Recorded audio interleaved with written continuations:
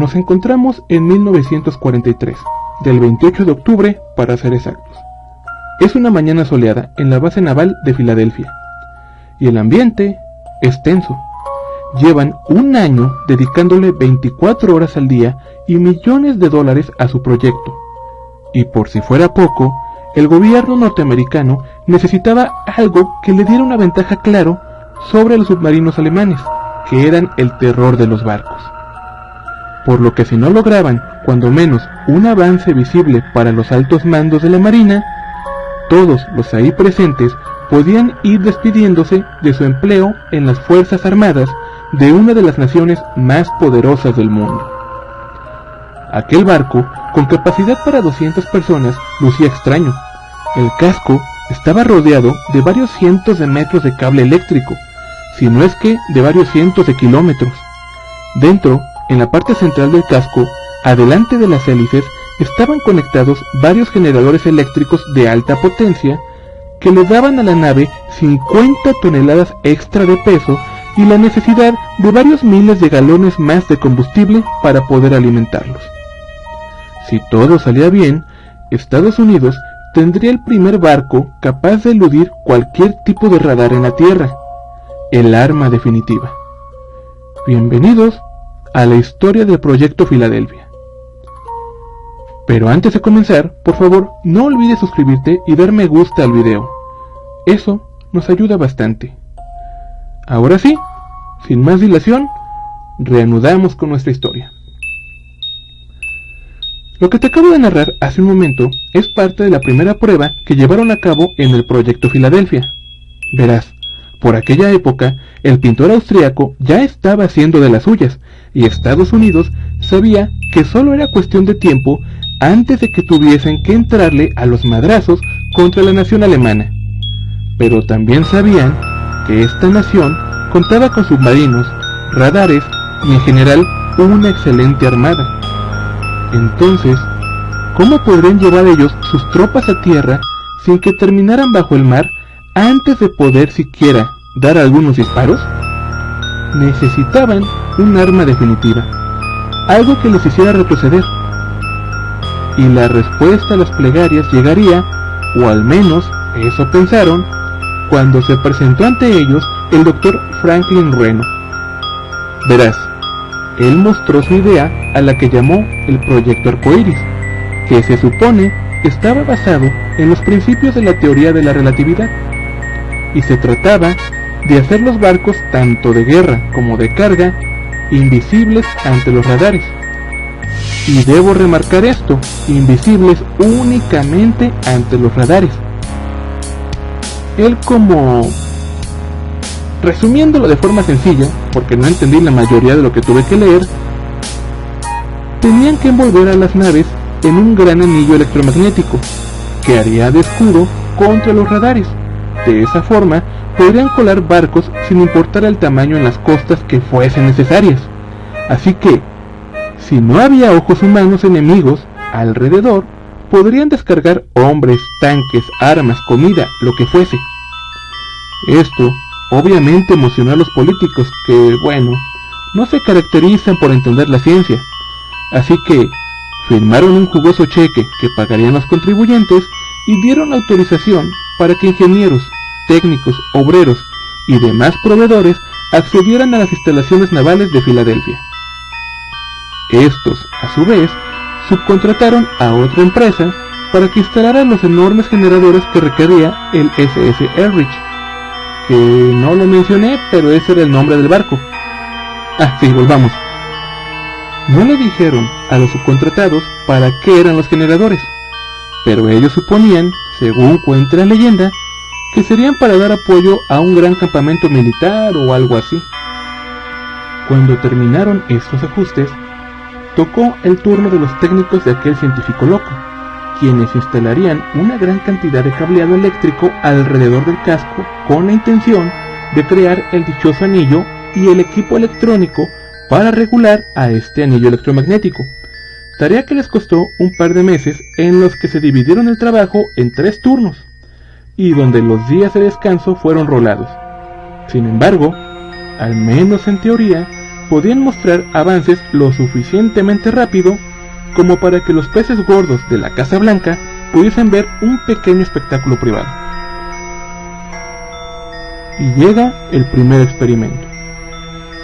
La fecha elegida sería el 22 de julio de 1943, a las 10 de la mañana. En esta fecha no se esperaba gran cosa, por lo que solo fueron mandos medios y el personal que estaba directamente relacionado con el proyecto, además de unos pocos marineros que manipularían el material electrónico y estarían a bordo de la nave. Entonces, como si se tratara de un transbordador espacial, comenzó el conteo por radio para que los marineros dentro del barco activaran los sistemas electrónicos. 5, 4, 3, 2, 1. Y el conteo llega a 0. Los marineros activan al mismo tiempo los sistemas que tienen a cargo, y poco a poco los asistentes comienzan a sentir cómo el aire alrededor del barco comienza a electrificarse. El cabello de las personas parece cobrar algo de vida, y poco a poco el metal en el barco comienza a hacerse transparente, algo que, definitivamente, no estaba contemplado en el experimento. Sin embargo, los radares aún detectaban el barco. Intentaron cancelar el experimento, pero la energía que rodeaba el barco no permitía que entraran o salieran señales de radio, cosa que los marineros no sabían, por lo que el experimento continuó. El interior del barco comienza a verse: maquinaria, camarotes, pasillos, motores e incluso el personal dentro del barco es visible, por un momento, hasta que también el interior comienza a desaparecer. Para este punto, los mandos hacen señales al personal para que se detengan, pero los marineros no pueden verlos, y el miedo comienza a cundir entre aquellos mandos. Es como si se tratara de un espejo de doble vista, en donde solo pueden ver de afuera hacia adentro. Activan los motores y los sistemas a su máxima capacidad, y finalmente el barco desaparece por completo. Pero no solo de la vista. Por fin, los radares dejaron de localizar el barco. De hecho, algunos de los presentes se preguntan si el barco sigue ahí. Pero las marcas de agua que el casco del barco hace son claramente visibles. La nave sigue en su lugar. El experimento total duró 15 minutos, que fue el tiempo que le tomó a los motores acabar con el combustible disponible. Además, los marineros tuvieron problemas físicos y psicológicos. En cuanto a los daños físicos, no fue mayor, salvo marineros que chocaron con puertas y paredes. Algunos sufrieron vómitos al ver cómo sus compañeros parecían perder la piel, los músculos y posteriormente órganos y huesos. De acuerdo con lo narrado, el proceso para hacerse invisible era por capas. Por ello, que el barco perdiera primero el casco y después el resto de la nave. Lo mismo sucedió con las personas. En cuanto a lo mental, algunas personas no estaban preparadas para aceptar algo como perder la frontera entre su cuerpo y el exterior. Y es que es algo muy humano, la separación entre tu piel, tu ser y el exterior. Aún con eso, los altos mandos estaban emocionados. El barco no solo había sido invisible ante los radares, también había sido invisible ante los ojos humanos. Así que ordenaron un reajuste a la nave. No se alimentaría de combustible por separado, sino que se usaría el combustible del motor principal, y este a su vez sería ampliado al triple de su capacidad, además de cambiar los motores eléctricos por unos aún más potentes. Esta vez serían instalados por personal militar. Ahora querían saber cuánto tiempo podían mantener invisible a aquel barco. De paso, prepararían psicológicamente a los marineros para que resistieran el impacto que esto implicaba. Además, se aprenderían los controles y la distribución del barco de memoria. De esa forma no habría accidentes. Y ordenado todo esto, se programó una segunda prueba para el 28 de octubre de 1943. El segundo experimento. Aquel día se eligió iniciar el experimento exactamente a mediodía, cuando la luz del sol es más intensa y cuándo sería más probable detectar fallos en aquel sistema de invisibilidad que no esperaban tener. Los marineros habían sido bien alimentados, los habían hecho dormir mínimo 10 horas, y habían sido entrenados para soportar todas las sensaciones descritas por los marineros del primer experimento. También les habían avisado que como mínimo pasarían 8 horas en aquel barco. Y esta vez no hubo conteo regresivo. Ya sabían qué les esperaba, así que, por radio, solo dijeron ahora. Y en ese momento, los marineros, bien entrenados y tranquilos, activaron sus controles al mismo tiempo. Y una vez más, el casco comenzó a hacerse transparente. Lo mismo que la piel de los marineros, quienes se veían de reojo un tanto incómodos, pero sin dejar llevarse por el miedo. Pero algo cambió. Quizá por un error humano. Quizá el ejército norteamericano se estaba metiendo con algo que no entendía. O puede que simplemente alguien haya olvidado hacer los cálculos necesarios. Pero algo inesperado sucedió. Sí, el barco se hizo invisible. Y sí, el radar también dejó de detectar la nave. Pero ahora las marcas de agua provocadas por el casco no podían verse.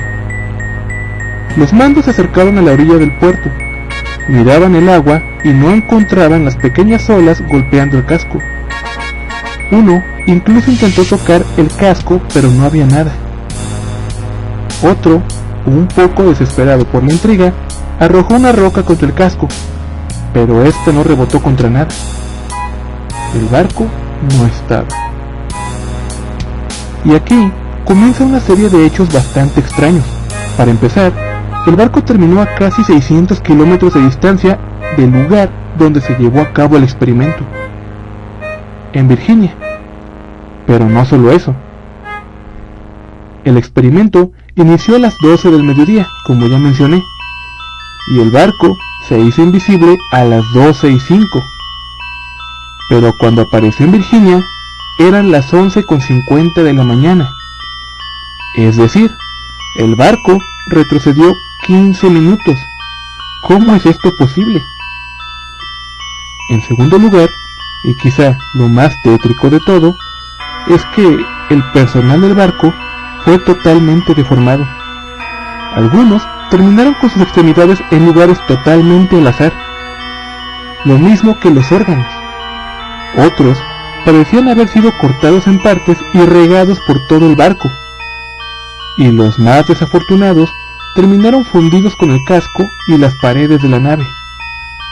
Según se dice, era como un barco sacado del mismo infierno. Y quizá lo más misterioso es que cuando finalmente terminaron de juntar las partes de todos los marineros y pudieron hacer el conteo, descubrieron que les faltaban 3, que jamás fueron localizados.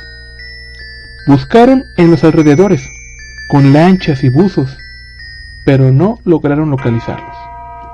Incluso se dice que hicieron un recorrido por los 600 kilómetros que separaban a las 2 bases navales, pero tampoco encontraron nada. Por último, y quizá lo que le da más peso a esta historia, es la declaración de otro marinero de nombre Carl Meredith. Este hombre había sido asignado un día antes para pasar la noche en la proa del SS Andrews, dándole mantenimiento a algunas torretas, cuando literalmente escuchó un fuerte impacto en el agua, y vio cómo poco a poco el USS Eldridge se materializaba frente a sus ojos. Según nos cuenta, fue como si alguien hubiese dejado caer al Eldridge sobre el agua, como si se tratara de un barco en una bañera. Después, Carr fue asignado a otro destructor y enviado a Europa en cuanto Estados Unidos se vio involucrado en la guerra, donde ya no se supo más de él. En cuanto el Eldridge fue desmantelado y el gobierno negó que se llevara a cabo tal experimento. Sin embargo, la gente que apoya esta teoría no deja de preguntarse, si el experimento nunca existió, ¿por qué parecían desesperados por deshacerse de Carl? ¿Y por qué desguazar un barco en buen estado y que había sido tan costoso? Además de, ¿por qué la empresa que instaló los primeros motores nuevos del barco confirma la compra de que aquellos motores eran mucho más potentes de los que un barco de su tamaño requería? ¿Y tú, qué opinas al respecto? Cuéntanos en la caja de comentarios. Yo soy Roland y esto ha sido Raven World. Hasta la próxima.